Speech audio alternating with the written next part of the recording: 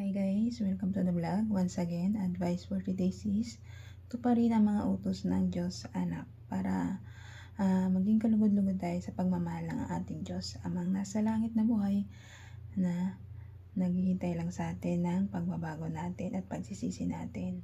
Tayo mga tao, kailangan natin magsisi sa ating mga nagawang kasalanan dito sa ibabaw ng mundo at tuparin natin yung mga utos ng Diyos anak para sa kanyang Diyos Ama. Kasi kapag minamahal natin yung ating Diyos Anak, ay minamahal na rin natin ang ating Diyos Amang nasa langit na buhay na parating nakagabay at nakabantay sa atin. Ang Diyos Ama laging hinihintay lang tayong magbago sa mga kasalanan nating gawa dito palagi sa lupa. Kasi kung ikaw isang taong masama, hindi ka nagbabago, ay tsak na tsak, maliligaw ka ng landas. Nandiyan yung pag-aadik, paninira mong puri, paggawa mo ng kasalanan, pagpatay, pagsisinungaling, pagnanakaw, pakikiapit, pangangabit, paninirang puri, pambubuli sa social media, lahat ng mga masasamang gawa, ginagawa mo. Kasi nga wala kang Diyos Ama sa pagkatao mo, wala kang Diyos. Pero kung may Diyos ka at tinutupad mo lahat ng mga utos ng ating Diyos Anak, para maging kalugod-lugod tayo sa Diyos Ama natin nasa langit na Ama ng ating Diyos Anak na si Jesus Christ.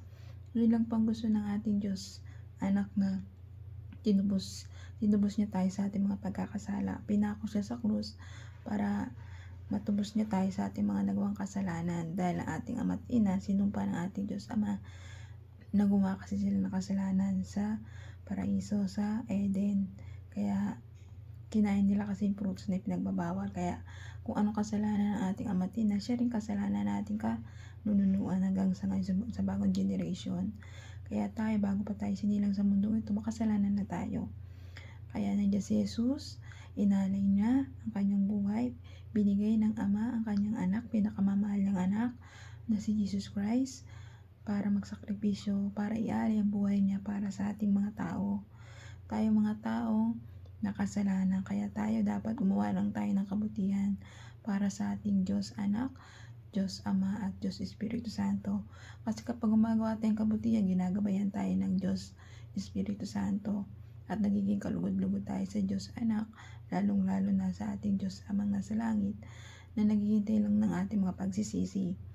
Ang Diyos Ama natin ay kahit kailan hindi siya gagawa ng anumang mali o anumang na ituturing kanya na iba. Hindi. Mahal na mahal tayo ng ating mga Diyos. Diyos Ama natin, Diyos Anak at Diyos Espiritu Santo. Ikaw lang naman ang hindi nagbabago. Paulit-ulit na ginagawa mo yung mga maling kasalanan na hindi naman dapat gawin. Kapag tinalikuran mo na yung kasalanan, huwag ka nang bumalik kasi mas masahol pang parusa o karma ang dadanasin mo.